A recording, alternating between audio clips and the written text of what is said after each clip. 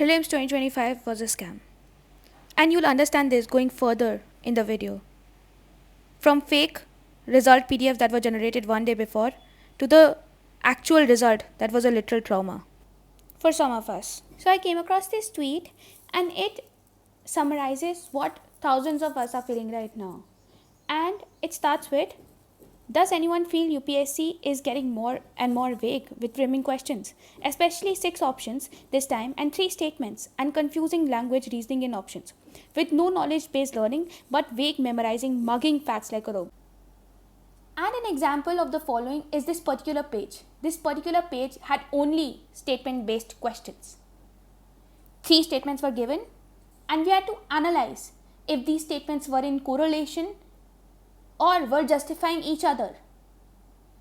And this wasn't a shocker for us because we as aspirants, we are ready for this kind of a thing.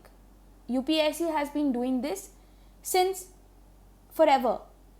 ये pattern change होते रहते हैं UPSC के, तो हम लोग ये एक्सेप्ट करते हैं. But what we are not gonna accept is the ambiguous checking UPSC does. 2024, that was last year, there were 3 questions that were dropped out. And 2 questions that were supposedly right were marked wrong by the UPSC official answer keys, giving us free focus ka negative marks. So who's going to take responsibility for it?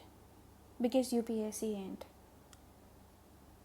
These words like responsibility, accountability, honesty, ये UPSC की dictionary में नहीं है. ये सब हमारे पढ़ने के लिए है. On top of that, the result, the official result was announced 5 days before the prelims 2025, further damaging the morale of the aspirants.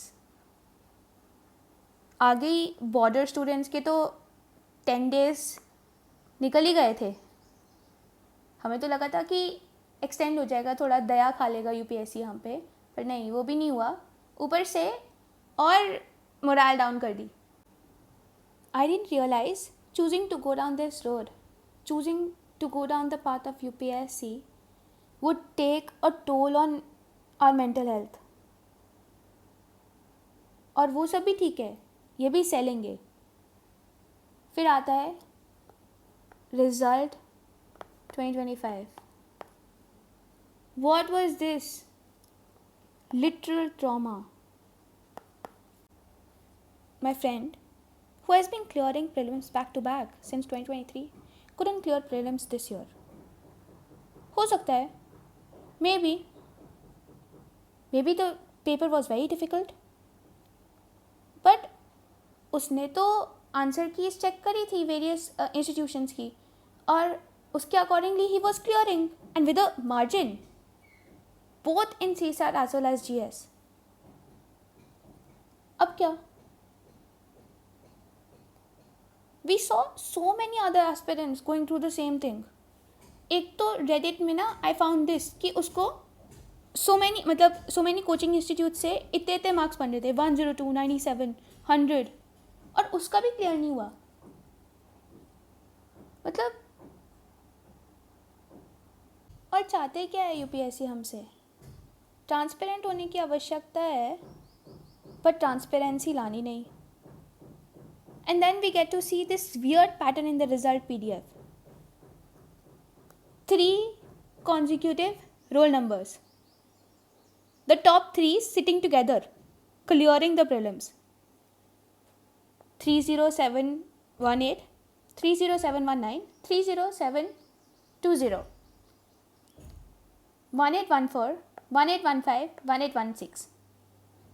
उसके बाद आई सी दिस, मतलब ये मेरी फ्रेंड का रोल नंबर इसके बीच में था, तो मुझे ये थोड़ा पैटर्न बहुत वियर्ड लगा कि 340459 से उसके सीधे बाद ही 340438 पे चला जाता है. मतलब I mean it's very funny कि एक क्लास में एक भी इतना कॉम्पिटेंट बच्चा नहीं था कि वो क्लियर नहीं कर पाया. एक क्लास क्या, आई थिंक 2 क्लासेस.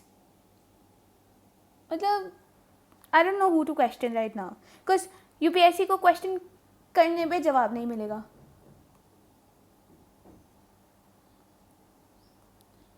एंड मेरी ओवर थिंकिंग हो सकती है ये, but I am gonna speak out and you should too. And I'm sure some of you will call me out. Oh, it's a conspiracy theory, no proof.